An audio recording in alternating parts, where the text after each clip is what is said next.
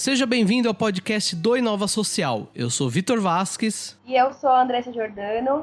E hoje o tema do podcast para abrir o mês de abril é empreendedorismo social. Exatamente. Agora todo o primeiro podcast do mês vai ser sobre o tema central que a gente vai discutir no mês, né? Então, o de hoje a gente vai falar sobre empreendedorismo social, o que é, dar alguns exemplos e discutir um pouco, né, Andressa? Eu acho que é legal. A gente já falou sobre isso no primeiro podcast do Inova. Na verdade, no primeiro podcast, a gente fez um apanhado e deu alguns exemplos sobre cada um dos braços da inovação social. E no empreendedorismo social, a gente encontra empresas como qualquer outras empresas, com uma estrutura normal, só que elas têm soluções inovadoras para problemas da sociedade, ou focados num grupo específico ou no geral. Ou seja, é um CNPJ fazendo o trabalho, de algumas vezes, até mesmo do poder público, é isso? Sim, é basicamente isso.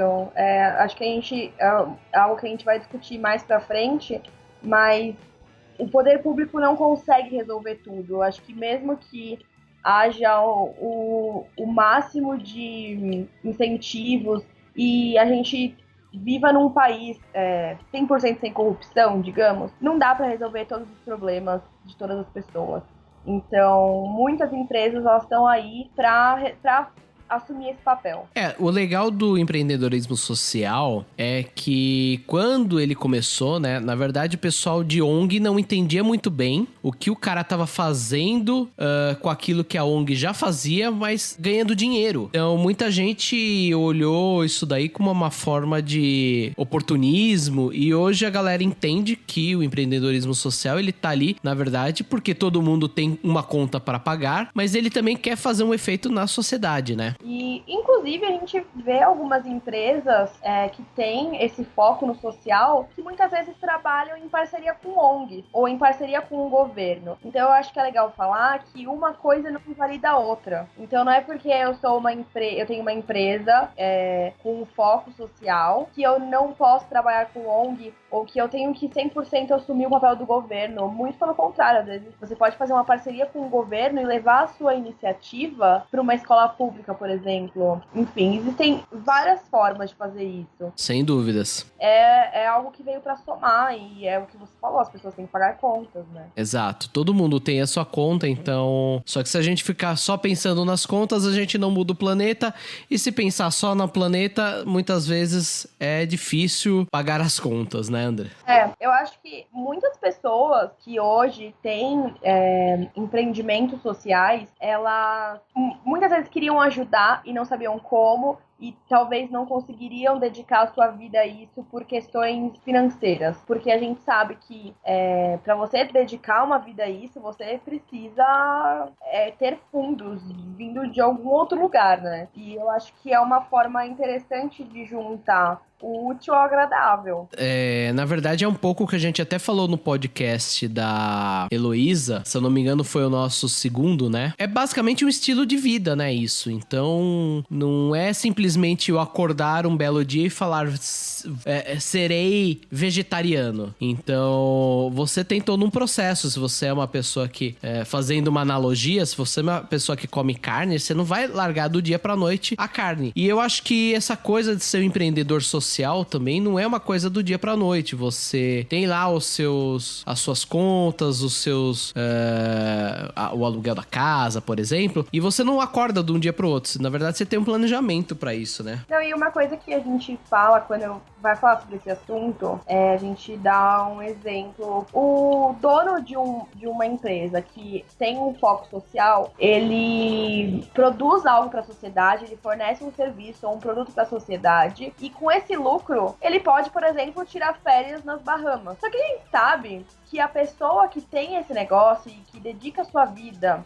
a gerir uma empresa assim, ela provavelmente não vai pegar o lucro dela e ir pras Bahamas, mas existe essa possibilidade. Mas é uma questão de estilo de vida. Eu acho que é isso, é um negócio bem interessante, principalmente vivendo num mundo em que tudo já foi inventado e a gente vê hoje pessoas mais focadas em resolver o problema de alguém e acabar lucrando com isso de uma forma acessível para essas pessoas e no fim das contas todo mundo sai ganhando, do que pessoas querendo ser o novo Steve Jobs, sabe? Eu acho que isso é uma coisa que a gente pode conversar um pouco mais pra frente até. Sim. E você falou em exemplos, então vamos falar sobre exemplos que já passaram pelo Inova, né? Nós já tivemos a empresa Conceptus Plástico, que ela produz tijolos de plástico. Acho que se eu não me engano foi um dos primeiros textos aqui do Inova, né? E é legal que eles produzem esse tipo de material, claro, eles são uma empresa, uma fábrica, eles produzem, só que eles transformam as casas em um bem mais acessível, principalmente para quem não tem condições, né? Uhum. O legal também de outro produto que já apareceu aqui no Inova Social foi o Pipi, que é de uma empresa brasileira, que desenvolveu um sistema que 1 ml economiza uma descarga d'água. Ou seja, a cada 1 ml do produto, que elimina a urina e tudo mais, você não precisa dar descarga. Então você dá muito menos descarga durante o dia e economiza água. Eles são empresa, eles estão... o objetivo deles... também é pagar as contas, só que eles estão aí fazendo um impacto no meio ambiente absurdo, né, Andressa?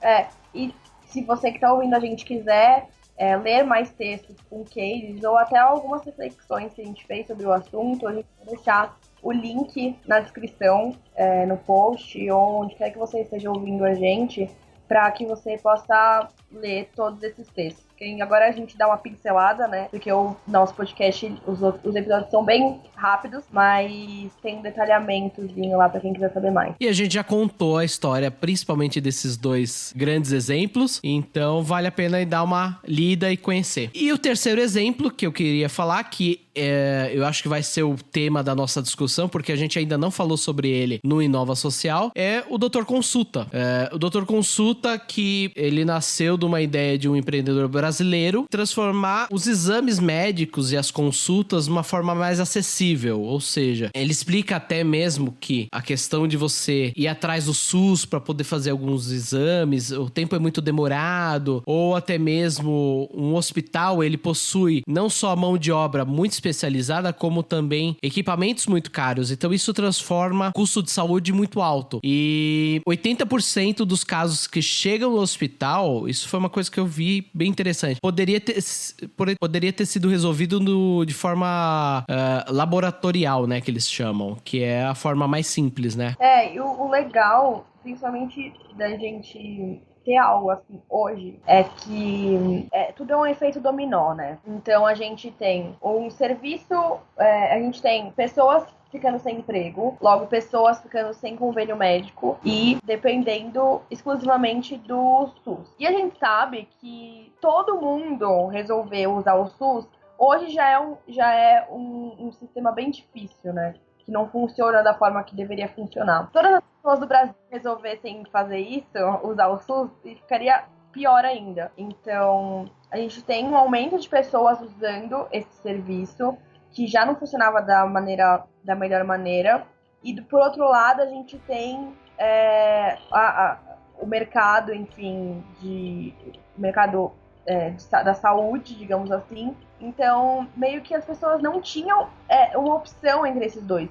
Ou você fazia algo de graça que não era o melhor que você poderia conseguir, ou você faria algo muito caro. E eu acho que o legal do Doutor Consulta é que você consegue juntar o melhor dos dois mundos, digamos assim. Então, é um lugar onde você consegue ter um atendimento em várias especialidades. Por exemplo, dermatologista, oftalmologista, nutricionista, sabe? Que são coisas bem específicas que seria muito caro fazer por particular. E lá você consegue marcar uma consulta pela internet até.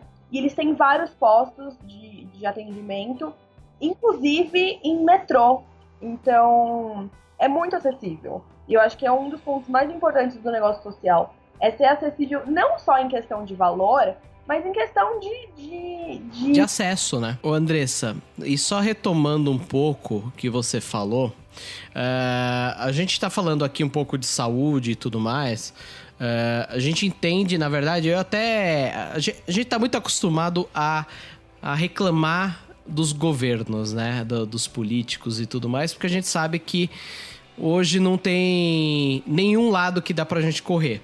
Mas o SUS, ele fornece várias e várias consultas e cirurgias que são de altíssimo nível. O problema é que a fila de espera é enorme. Esse que eu acho que é o ponto que vale a gente ressaltar pra galera, porque eu acho que tem muita gente ainda que tem preconceito com o SUS, porque acha que vai lá e vai ser muito mal atendido, ou não vai ter suporte, é porque também quem é de uma geração atrás estava muito acostumado a morrer na fila do SUS, né?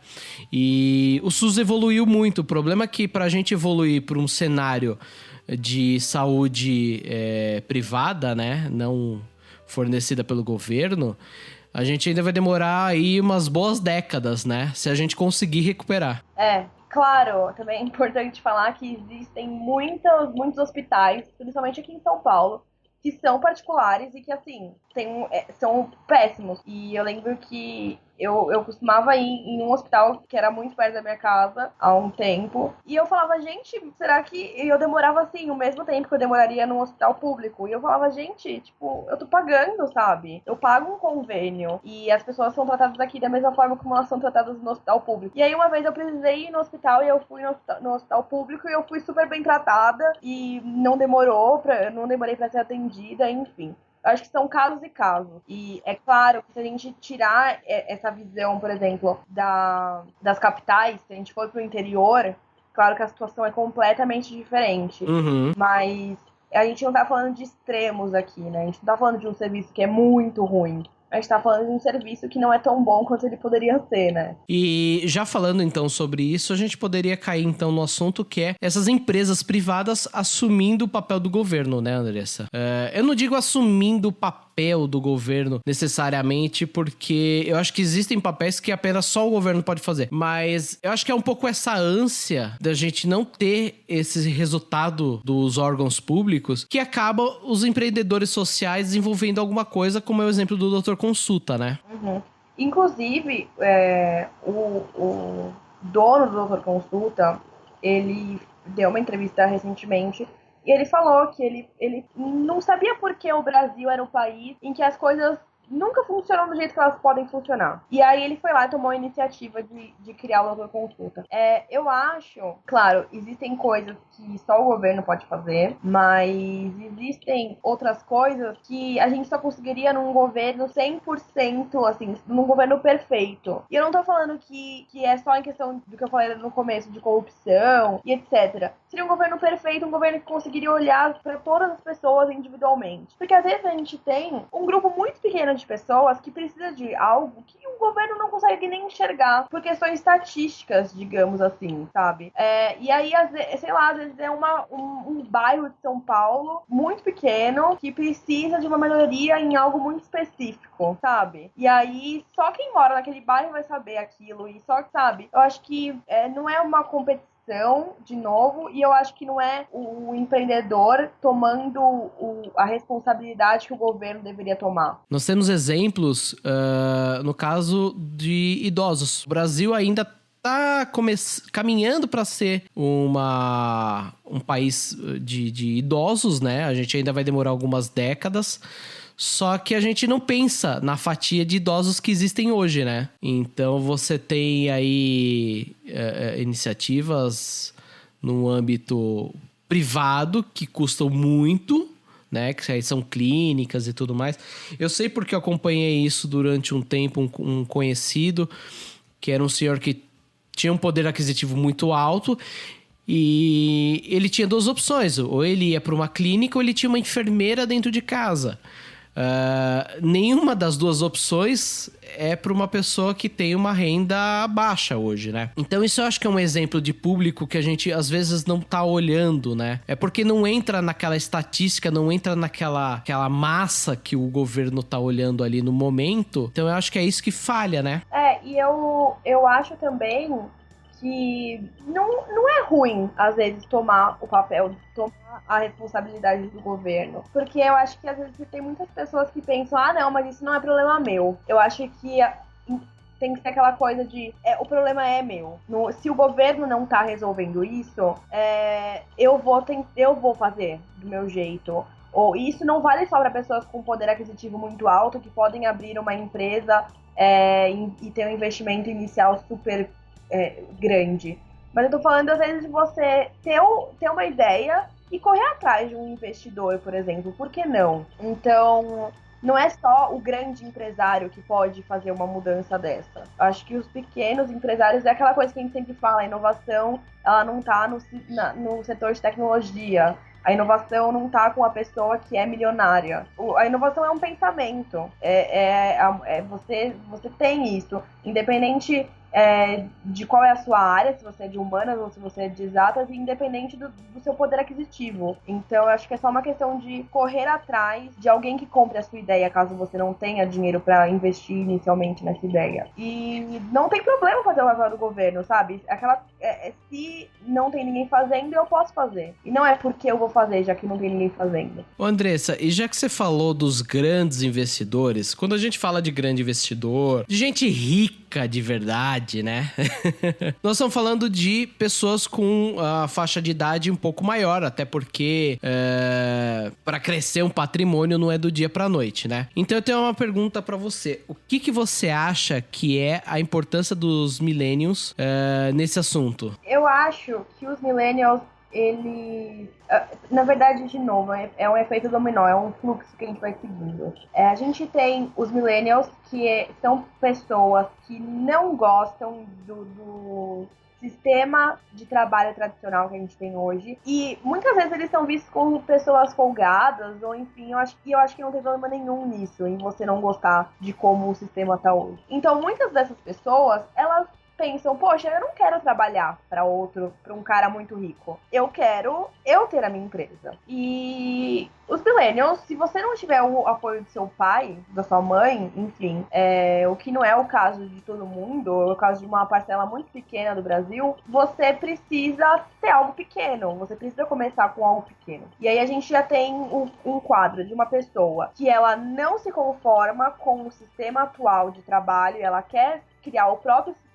E, por outro lado, a gente vê pessoas que lidam diariamente com a tecnologia. Os millennials, eles cresceram com a tecnologia, então eles estão começando na maioridade agora, e enfim, eles têm que ter emprego, ou eles têm que abrir uma empresa agora. E são pessoas que cresceram, eu acho que até ficando mais alertas com relação aos problemas dos outros. Porque eu, por exemplo, quando eu era mais nova, quando eu era adolescente, se eu não queria saber de um problema de uma outra pessoa, eu desligava a TV. E eu ficava refém, digamos assim, do que ou acontecia só no meu meio, fisicamente falando, ou do que passava no jornal. Então, hoje em dia, os jovens, enfim, as pessoas que estão entrando no mercado de trabalho, elas crescem com uma quantidade de informação sobre pessoas até do outro lado do mundo que antes eu não tinha.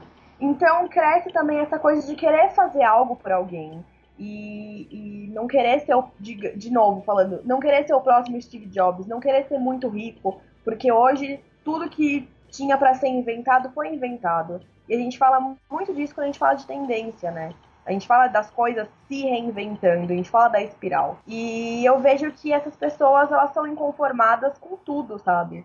São inconformadas com o sistema de trabalho, elas são inconformadas com a sociedade hoje, e elas querem fazer alguma coisa. E como elas vão fazer alguma coisa? Criando seus próprios negócios, criando um empreendimento social. Então eu acho que a partir de hoje, a partir dessa geração, a gente vai ver muita coisa legal surgindo, muita mesmo. Então assim, montando um perfil dessa massa de empreendedores sociais que a gente tá vendo aí, pelo menos desse bate-papo que a gente tá fazendo, ele é o millennium, né? E esse inconformismo, né, com as coisas acabou gerando... ele vai atrás de criar suas próprias coisas, né? Até porque ele não tá conformado mais com aquele modelo tradicional de trabalho. Uhum. E essa questão de de se preocupar com o próximo e não só com ele, dele saber que, na verdade, o problema não é meu, não é seu, não é do governo, o problema é nosso, né? Então, a gente acaba vendo esse perfil desse tipo de pessoa aumentando, principalmente do ponto de vista dos empreendedores sociais, né? Com isso, tem muita coisa aí surgindo, não só no Brasil, mas no mundo, e eu acho que é interessante. Só que, Andressa, tem um porém nessa história toda. Ao mesmo tempo que os millennials são... A gente pode até falar que é uma força motriz disso daí tudo, né? Eles também são ansiosos, né? Isso não é uma coisa que eu falo que são só dos millennials, isso é uma coisa que foi evoluindo durante as décadas. Então, vamos dizer assim, se a nossa geração era ansiosa, a geração seguinte é ansiosa mais 10%, né?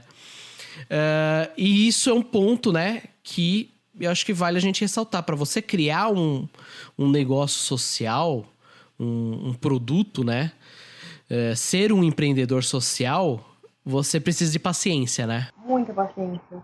Eu acho que tem muitos empreendimentos sociais, acho que a maioria deles, se você não tiver um negócio, se você não tiver um dinheiro seu, ou de um investimento de amigos, porque tem muitos negócios que começaram assim, você vai precisar de um investidor. E numa empresa comum, isso já é um grande trabalho, já é algo que demanda muito tempo e pede muita paciência. Para o empreendedor comum já. Para o empreendedor que tem um negócio com foco social, é mais ainda. Porque se a gente for pensar, é aquilo que você estava falando, as pessoas que têm muito dinheiro hoje são pessoas mais velhas. Homens, muitas vezes homens mais velhos. E são pessoas que estão em posições na sociedade de privilégio, digamos assim. Então, fazer com que ele enxergue um negócio social como um potencial de lucro para ele é muito difícil.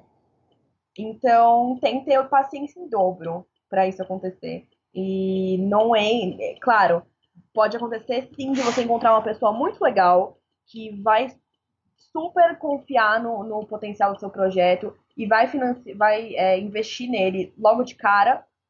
Ou pode acontecer muito de você ficar, sei lá, um ano tendo que colocar dinheiro do seu bolso para fazer com que aquele negócio continue evoluindo até que alguém apareça.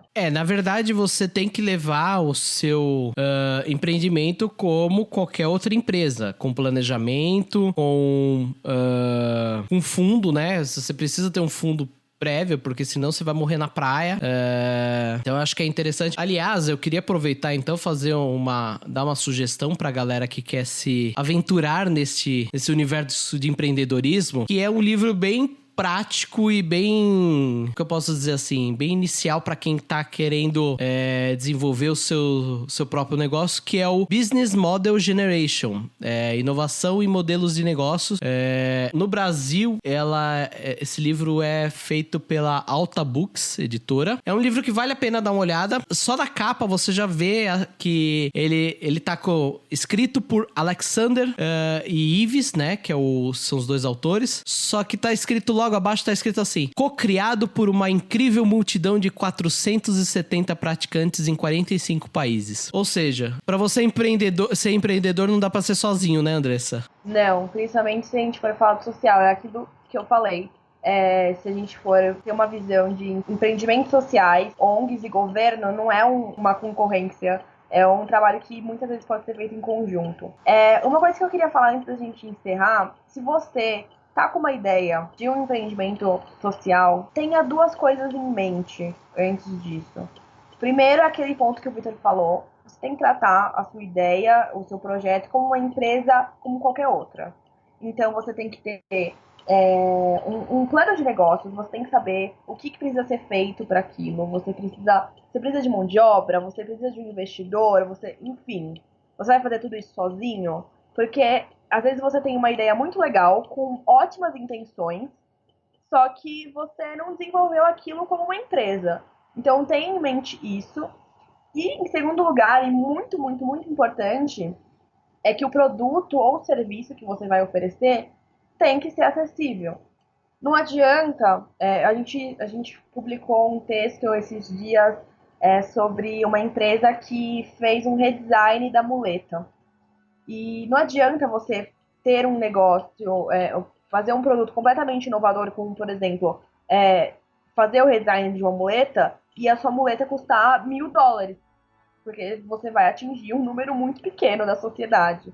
Então, tenha sempre em mente isso.